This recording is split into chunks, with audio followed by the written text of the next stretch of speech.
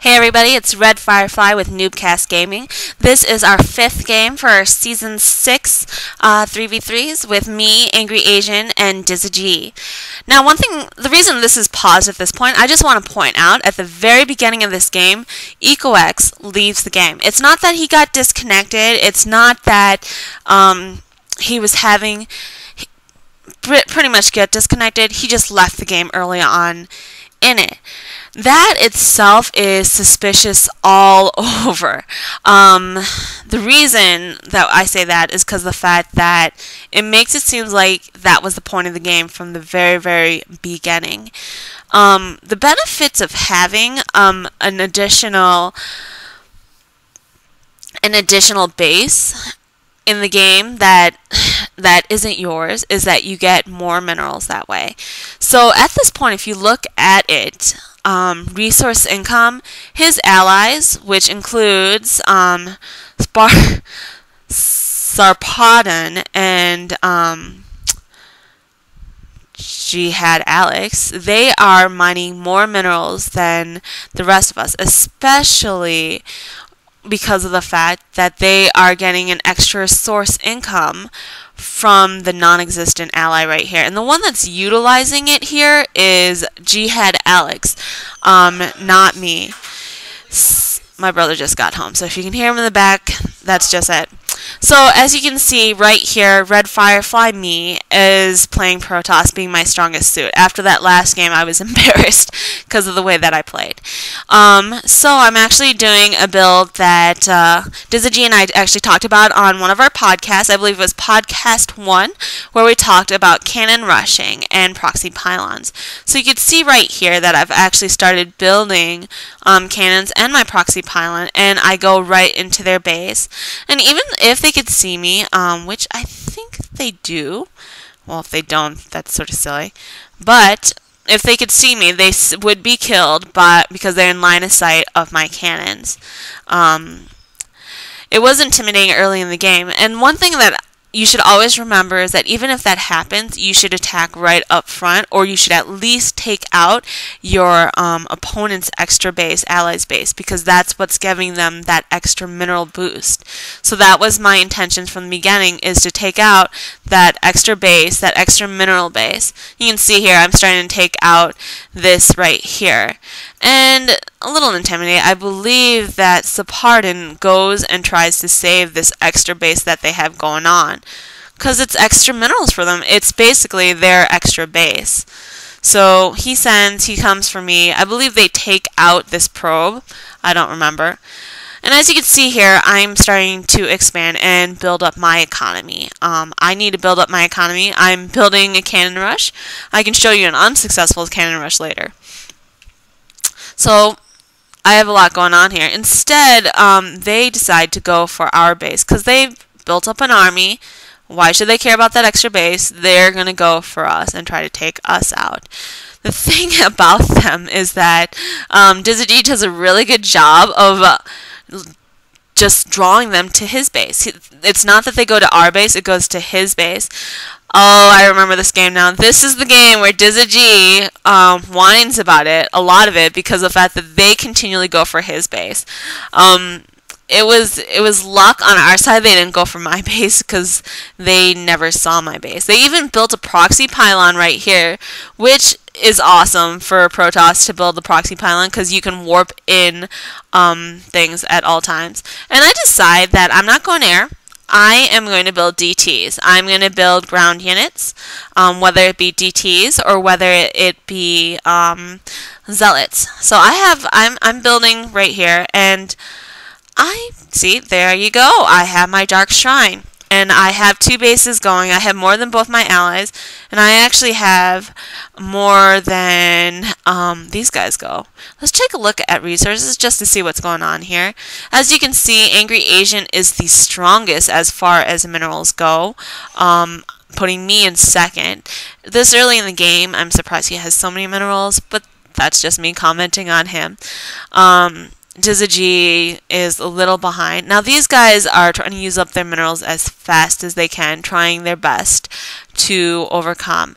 The whole point, oh, they even go for my base. I vaguely remember this. They go for my base, and I have cannons which scare them off. Honestly, if they had put their mind to it, they probably could have taken out those cannons.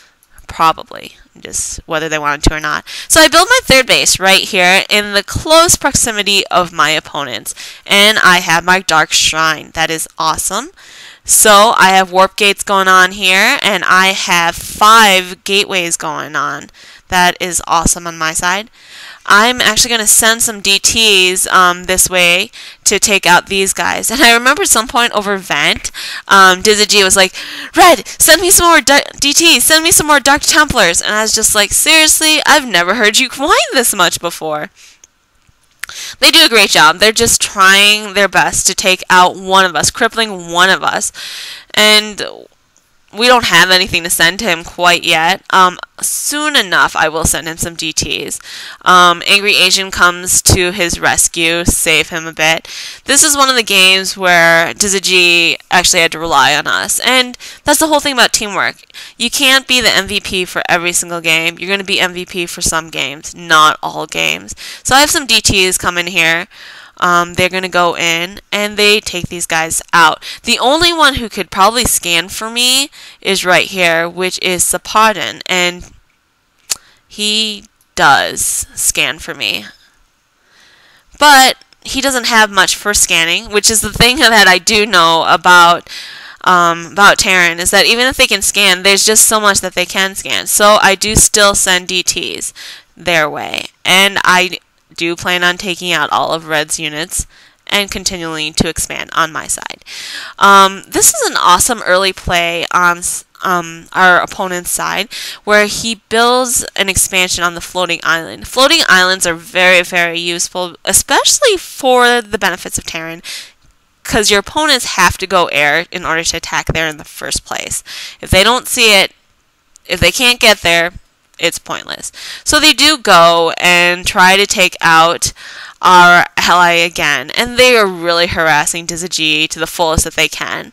So Dizzy has stuff going on, I have my DTs going on, and slicing through them as much as I can, getting rid of them, and they do scan for me again. So I do send some more. Yep, I send 4 more that way, which is great. They're basically at Dizzy's door the whole time. Now the thing is that they're spending so much energy on taking out Dizzy that when I send DTs to their base and to take them out, I send DTs and I also send Zealots to their base to take them out. See, I have a bunch going on here. Not a common play for Redfirefly. I usually go air. They don't have anything here. Majority of their units are playing offense against Dizzy, which is great. Sucks to be Dizzy, but it's great because of the fact that they have that going on. I have my DTs going on here to shred them away, and I don't even think, ooh, here they go. The smart move of sending an observer, a Raven, to take me out. And so they go for Dizzy again. Poor Dizzy. But back at their home base, here comes a bunch of Zealots. Yes, you can see them, but that doesn't mean that you can kill them that easily. Zealots, especially if they're upgraded, as these ones are, they do cause a good amount of damage. They're not quite upgraded. They do have the charge, which is really useful for them. So they do slice through the Marines like butter. Okay, so right here, Dizzy is really frustrated because on his own home turf, he doesn't have much to go on. And I'm doing my best over here.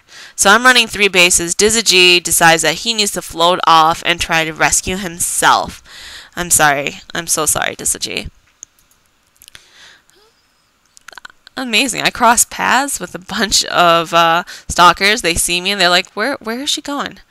So they're going to go for me. And I'm already building my 4th base here, building my defense for it. And at the same time, DTs and Zealots are causing a good amount of damage to the Terran here. Even so that's going on, I'd probably say that the Terran is the MVP of this game because of the fact that he expands early on into the game, and it was a good measure for him. Later on, you'll see why it was a good measure for him. So you can see here, they're going for my second base, which is pretty much almost all gone. So, cool, you made it. Welcome to the party. All the minerals here are almost gone. Good luck. So I have a strong economy going on. I do cry a little bit for this base. I'm like, oh, there goes my second base. That's sort of sad. But it's not enough to be like, oh, I'm going to cry, I suck. No, not quite there. So you can see here that Dizzy is still trying to recover. He is behind. And even being behind does not mean that your team will lose. It just means that you're behind a little bit. So they go for AngryAsian here, and they have a good size army here. I'm surprised that they don't have Blink researched. Blink would have done so much work for them. Ooh, that sort of sucks. Poor probes. But at the same time, they're trying to take out AngryAsian, and their whole base is pretty much almost gone. Quite impressive. Quite impressive on their side, because I'm already building my 5th base. There's certain times you have to weigh it out and be like, what's worth it? Going back to take care of my base or continuing offense? At this point, I'm pretty sure they thought that offense would have totally saved them, which it might have. But they've put themselves in a place where they don't really have a home base to go back to. Their home base is almost gone. They don't have much to go back to, except for right here. You can see that the only one who could survive at this point is our Terran opponent, Starcraft, because of the fact that he has the floating island, which he thinks that we don't know he's there. We suspect he's there. So at this point, their bases are getting taken down. All my ground units can't do anything to them, and they're trying to take out AngryAsian's base, which I'm pretty sure frustrated AngryAsian. This is one of those games where you're just like, arg. They're trying their best to take everything down, but do they realize that they still have me, Redfirefly, to take care of? Maybe. So I sent a bunch of my units to take them out. They're not even upgraded, and they want to take me out. That's awesome. They do a good job at first taking out a bunch. And this is where Dizzy comes in, and he shows off a little bit. He's really good with his Marines. He's really good at utilizing the stim packs on them, and he takes them out. He saves AngryAsian. AngryAsian. Actually, this is AngryAsian space. Ha ha ha. Okay. I believe I had to go air. I did go air. I had to go air because I knew very well where they were, and I had to take them out. So you can see here that AngryAsian points out that, hey, look over here. Jihad Alex is still sitting right over here. Okay. And you can see that they plan on going air to try to take us out. Banshees are pretty scary, but this late in the game, they're not going to do much damage. Oh, I want to point this out. AngryAsian was very proud of this. He took all of his probes, and he almost killed Spartan's base with just the probes. It would have exploded on its own, but I was just like, whatever. I'm not gonna let him last there. So I take him down right here, little by little, and you can see here he's trying to go and attack my base, try to take my base out. He wouldn't have lasted. There was actually a few things going on here. I don't know why his Banshees turned around. Oh, they turned around to go for AngryAsian's base. But at this point, the game was a lost cause. It was a good game. Would have been an easy 3v3. Probably, Dizzy, probably. I'm so sorry that we had to have you suffer like that. So this is the 5th game in our league placement game for 3v3s for Season 6. If you were ever curious, we placed gold, which ended up being more of a headache than we thought it would be. So this is Redfirefly checking out with you guys at NewbCast Gaming. Remember to like this video, share it, subscribe to our channel, and check out our podcast. Have a great day.